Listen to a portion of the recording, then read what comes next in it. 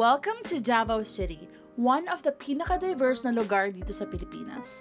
From stunning beaches to breathtaking mountains, andito lahat ng magagandang options. Davao City is vast, covering over 2,400 square kilometers, making it isa sa pinakamalaking cities in the world by land area. And this means endless places to explore, from the towering Mount Apo to pristine white sand beaches. Our destination, Sunridge Resort, is located in Toril, approximately 23 to 33 kilometers south of downtown Davao City, and depende kung saan kayo dadaan. Bale, 25 to 40 minutes ang biyahe, offering scenic views along the way. Napakadali at napakaganda ng mga daan dito, and getting here is straightforward. And Sunridge Resort offers ample parking space when we arrived. So, if magdadala kayo ng any type of vehicle, may it be 2-wheel or 4-wheel, pwede. Whether you're camping or just spending the day, this place is a great spot to unwind with nature. Just a piece of advice, dahan-dahan lang during rainy days kasi masikip ang daan sa loob ng resort. Parang one way lang din, and you have to give way and proceed with caution.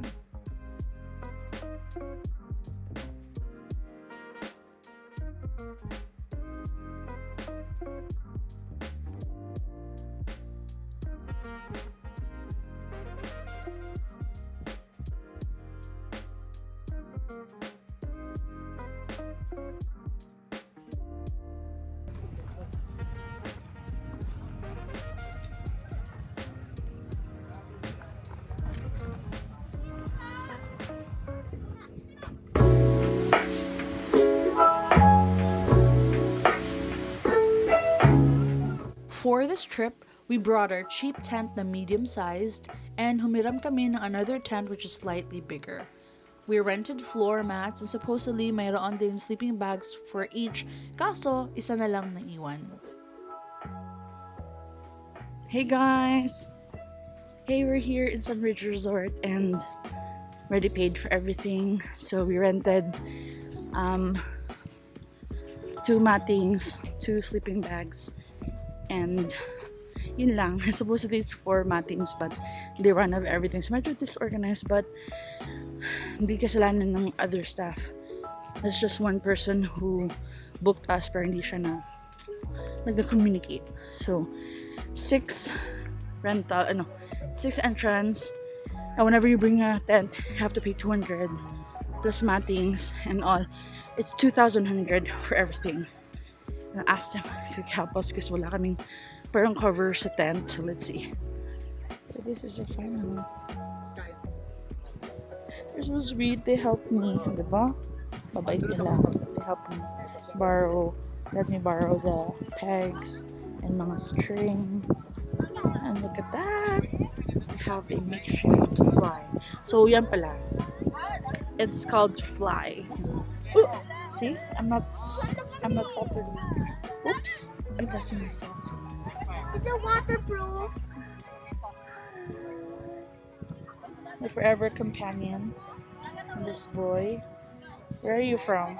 From what planet? USA.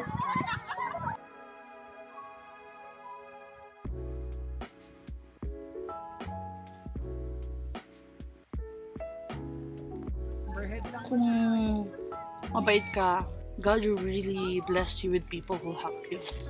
Kasi diba kanina, we just borrow this tent and we don't know na wala pala siyang fly, walang pegs for some reason, and pinahiram ako without any other charges as long as you tell them, and he helped. And ayun, it's good. Wala nga lang kami extra sleeping bags because puno na, ang dami na nag-rent. At saka maraming tao. It's just so windy, but if you're in the tent, hindi masyado malamig. So, it's really, the staff here is recommendable. And if you want a winter-like depressive state, winter-like feels, so dito, you have to listen.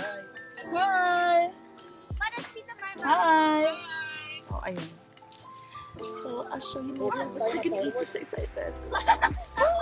And, dami naming food.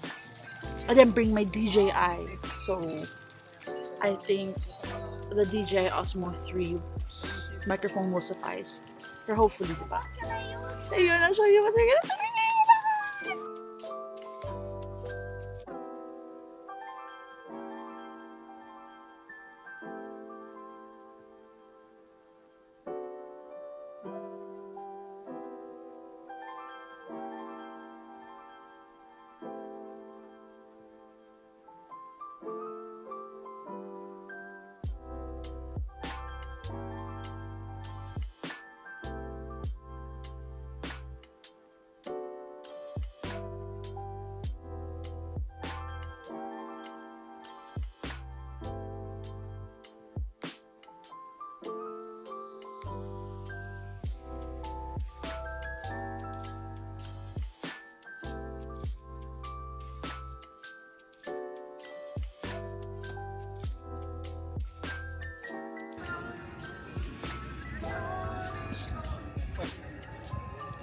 Hala, mix in Japan.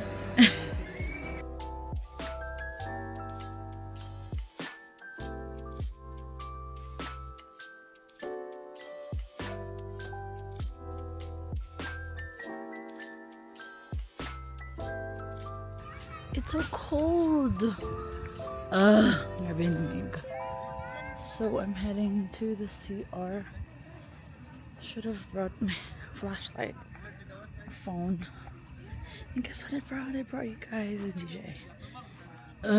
So cold. Sige, bye na. It's just so amazing how God works.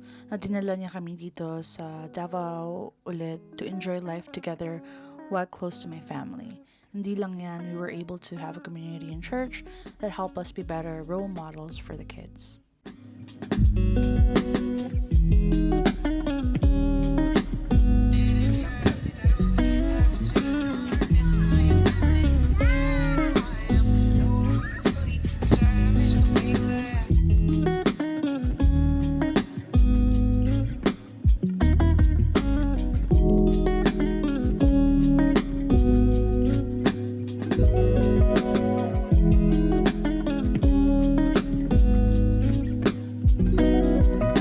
Just an update, baro ako ng butane stove sa mom ko and unfortunately sira daw kasi there's a hiss, parang may singaw ata, so ayun. And thank God there's a kitchen here. The kitchen has parang griller or lutuan pero you're going to use uling, uling tsaka pwede ka din ata ang firewood if you want to cook.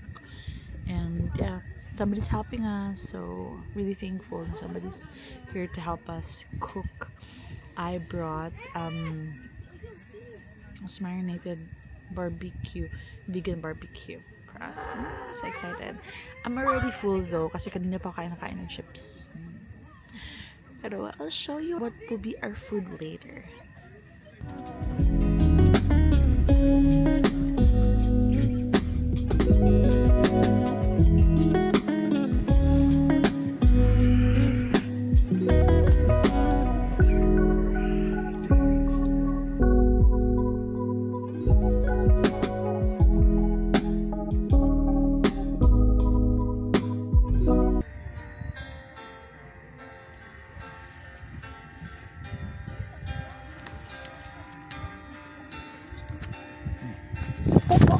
Cover yung phone. The truth about polydent.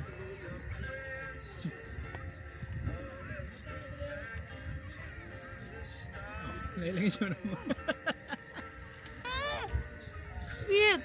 It seems quite easy for me as an almost 6-year vegan navigating the food I'll eat during overnight trips. Pero it gets easier. Hindi na din ako super strict, so I usually go back to the basic like fruits, vegetables, and some protein I can easily buy and access. I don't usually bring processed food anymore kasi, tumatanda na ako and I need to be healthier. Actually, marami na ring options dito sa Davao, but it is not as great as Manila. Pero I was never hungry here in Davao. Actually, I'm hungrier back in Tokyo than our stay here in the mountain. Also, hindi na rin ako super strict towards my family's decision to cook and eat animal products. I'm just grateful that they support me and they slowly remove some meat from the diet again. What is important is that I can build memories with them and they will remember me happy and not angry and feeling above them when they enjoy their food.